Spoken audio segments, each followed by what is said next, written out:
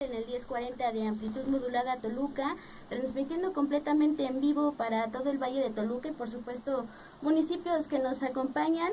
El día de hoy pues va a ser un programa un tanto diferente, pero con un tema bastante especial y muy interesante. Y sobre todo pues no está la titular de este programa, Connie Morelos, a la que le mandamos un gran saludo, pero realmente pues no hay por qué extrañarla porque está por aquí uno de los especialistas del equipo del diván de Connie. Víctor Camacho, ¿cómo estás? Buenas noches. Muy buenas noches. Eh, a nombre de la titular de este programa, Connie Morelos, les damos la bienvenida a nuestro auditorio a una emisión más de su programa, El Diván de Connie. Yo soy Víctor Camacho Hernández y ya estamos, como dice ella, en este mini viernes, casi viernes. Les damos las gracias por desvelarse con nosotros. Recuerden que pueden hacer preguntas, mandar saludos a través de nuestra página en Facebook, El Diván de Connie. Recuerden que también estamos regalando 2 libros muy buenos. Uno es de Padres Tóxicos, que básicamente habla sobre los valores que los padres transmiten hacia los hijos y que a veces el sufrimiento que causan los padres al niño se confunde con afecto. Pues bien, esto se arrastra hasta la vida adulta y trae consigo graves problemas. Por otro lado, tenemos el libro de Trastorno Bipolar, que no solo hace una puntual revisión de la identificación del trastorno y sus categorías, sino además también pretende ser una guía para pacientes y familiares de quien tienen diagnosticado dicho trastorno. Lo único que tienen que hacer para ganar el libro es compartir la imagen de gana un libro con la palabra gato, el diván de Connie, todo junto y listo. Y pues entonces arrancamos con el programa. Hoy tenemos a un invitado de honor, el licenciado Gonzalo Vázquez Delgado, que bueno, entre la comunidad intelectual se hace llamar licenciado, pero realmente tiene por ahí pues varias maestrías y especialidades. Ha trabajado de cerca el aspecto clínico de la psicología y pues le damos la bienvenida. Gracias, buenas noches. Y bueno, la charla de hoy gira en torno al psicoanálisis, qué es el psicoanálisis, qué hace un psicoanalista y qué es la clínica psicoanalítica. Y pues vamos a empezar, licenciado, pues ¿qué es el psicoanálisis? Podríamos empezar. Bueno, en sí el tema es un poco como complicado para poderlo como definir. Entonces tal vez la manera en la que pueda hacer un poco un acercamiento a la pregunta, tal vez nos permita más hablar de qué hace un psicoanalista y en ese sentido tal vez se pueda ir como respondiendo a la pregunta qué hace y a su vez tal vez elaborar una nueva pregunta ahí mismo que tendrá que ver con quién acude a ese espacio. Bueno, ¿qué hace un psicoanalista? Básicamente podríamos como de entrada decir que escucha, ¿no? Ahora, partiendo de esa misma pregunta, esa escucha pues tiene como alrededor o en sí como ciertos aspectos a considerar.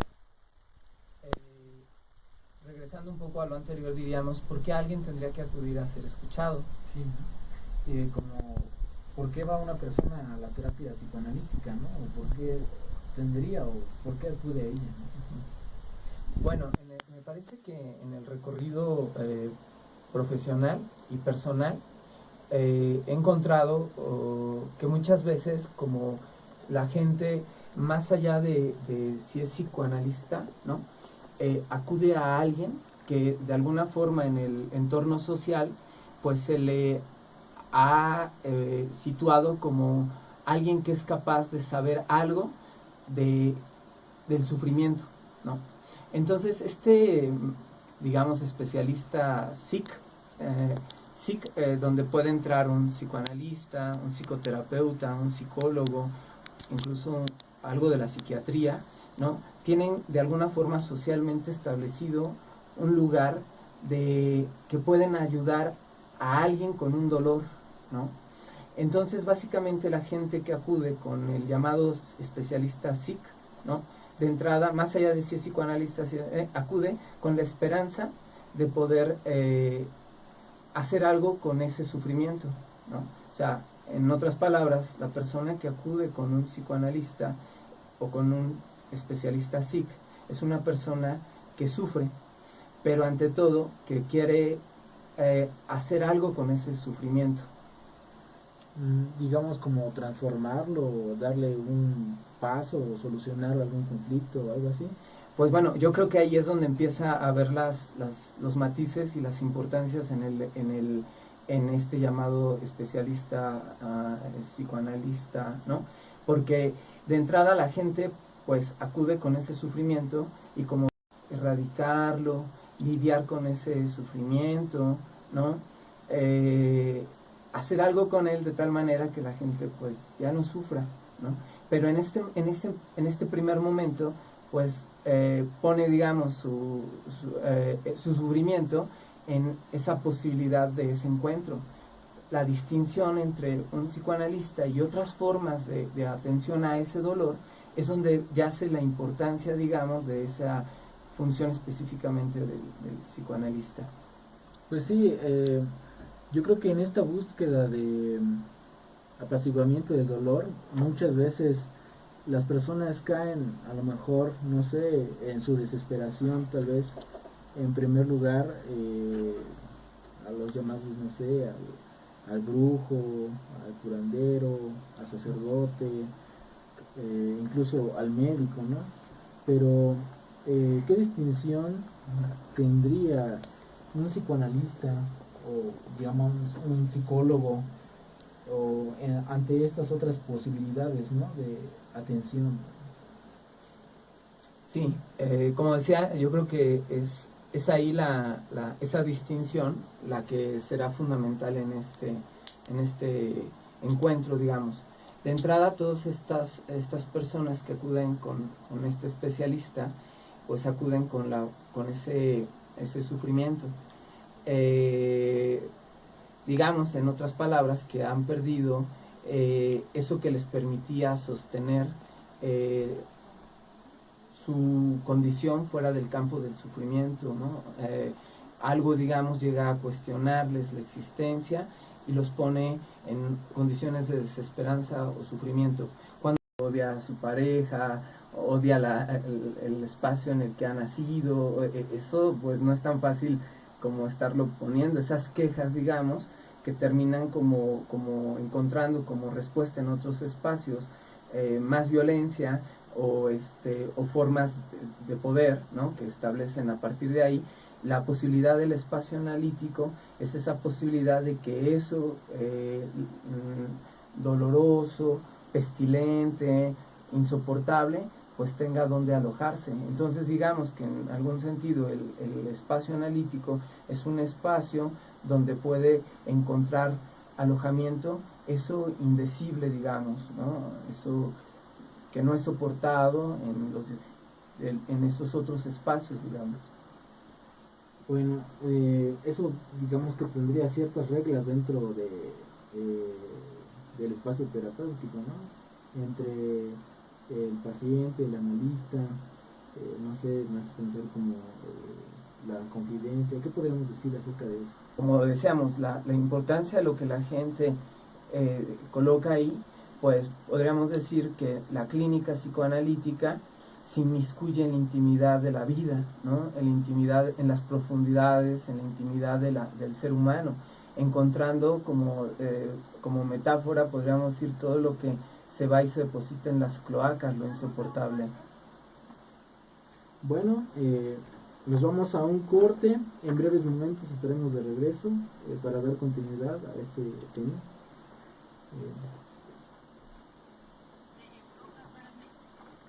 Eso que les lastima, eso que les ocasiona ese sufrimiento, pues tal vez de entrada pues buscan a toda costa pues que algo disuada ese sufrimiento, ¿no? Pero no, claro que he encontrado en los medios, pues claro, diferentes formas de aminorar esa carga. A veces han sido pues como fármacos, sustancias, placebos de distintas formas, pero también encuentra en ese camino, por ejemplo, formas, doctrinas, creencias, que también de alguna forma alivianan el sufrimiento. O sea, un momento como un buen consejo, una tendencia que está en ese momento pasando, la religión, las distintas formas de religión, de doctrinas, rápidamente se convierten en antídotos dado la condición de vulnerabilidad con la que la gente acude. Es por eso que este tema específicamente es el tema central de la práctica psicoanalítica, porque el analista debe de alguna forma renunciar a esas posibilidades, porque si no inmediatamente entra a extirpar lo que es el único camino para que la gente pueda entrar en contacto consigo mismo. La escucha de la que yo hablaba, digamos, ¿no? Que es difícil el tema como especificar qué es eso de la escucha, pero diríamos, es una escucha que posibilita levantar preguntas, cuestionamientos, más que, ¿no?, extirpar como el sufrimiento. Es decir, la escucha tiene que ver con una posibilidad. En alguna ocasión hacían una presentación como de especialistas y entonces los especialistas iban diciendo, pues yo me especializo en niños, yo en adultos, yo en niños con características de no a la persona, porque si no, entonces uno quedaría reducido a yo solo trabajo con adultos, yo solo con niños. Claro que hay una especificidad en el trabajo clínico y que tal vez a través del tiempo uno mismo, como en una decisión consciente o inconsciente, va definiendo su campo de trabajo, eso es cierto.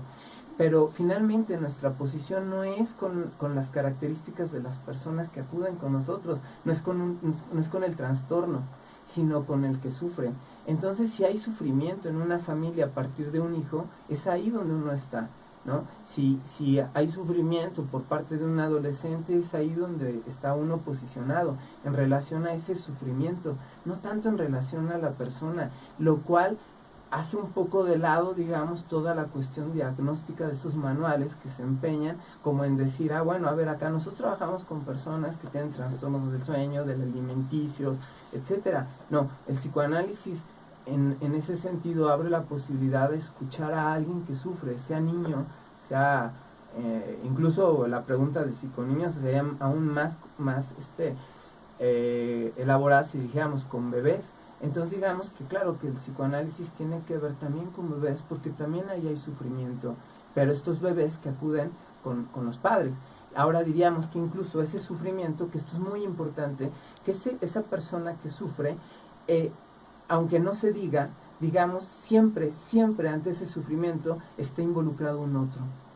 O sea, por eso nuestra clínica de que metamos en otro marco este encuentro. O sea, ningún marco legislativo, ¿no?, en el orden de lo social podría definir ese encuentro. Es decir, no podemos decir, solamente los que, porque no podemos recibir con alguien con un test que digamos, va a contestar estas, y que poco le interesa en ese sentido pertenecer al campo de la ciencia. Nietzsche en algún momento decía que la ciencia es una de las formas más reducidas o empobrecidas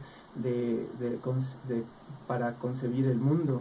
Entonces, digamos que la ciencia es solamente una manera, una vía, ¿no? De lo que decías del otro, del psicoanálisis caro, es caro en el sentido de los costos humanos, de la posición humana que se juega, digamos, de la condición humana que se juega ahí, ¿no? Llegar, poner lo más preciado, lo más íntimo, lo más ahí, eso es un costo, ¿no? Más allá de lo económico. No, yo creo, insisto, de manera particular lo estoy diciendo, yo creo que hay grupos de poder que el psicoanálisis lo manejan desde los términos monetarios, confundiendo que eso es el costo que el paciente tiene que hacer y que le tiene que costar. En realidad no pasa por ese lugar, ¿no? Entonces hablamos de un costo psicológico, digamos, o ¿a qué se refiere con eso de que el paciente renuncia? ¿A qué renuncia? Bueno, al momento de ir, digamos, ese espacio del análisis es un espacio para poder ir advirtiéndose, depositar, pero también elaborar, ¿no? Fundamentalmente, muy específicamente, digamos que el análisis es la posibilidad de la elaboración del inconsciente. El inconsciente tiene que ver con el sujeto.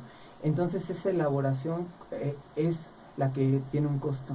Es decir, no es sencillo porque implica una responsabilidad, como lo decía hace un momento, una responsabilidad que implica asumir incluso que la repetición, que el sufrimiento es parte necesario de ese encuentro.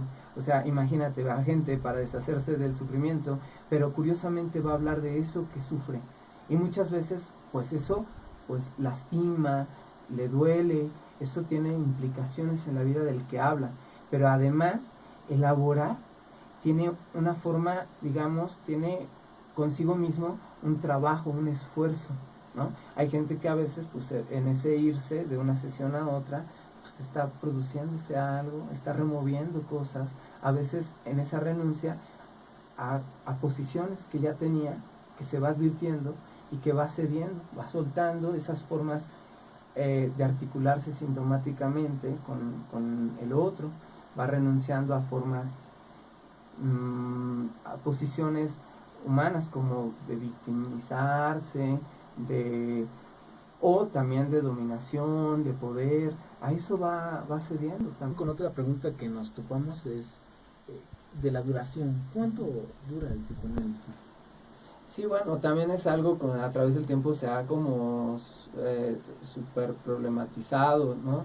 En realidad podríamos casi como mencionar que no podemos hablar de un tiempo determinado, que un autor español acuña o trae a la mesa, que es esto de legislar.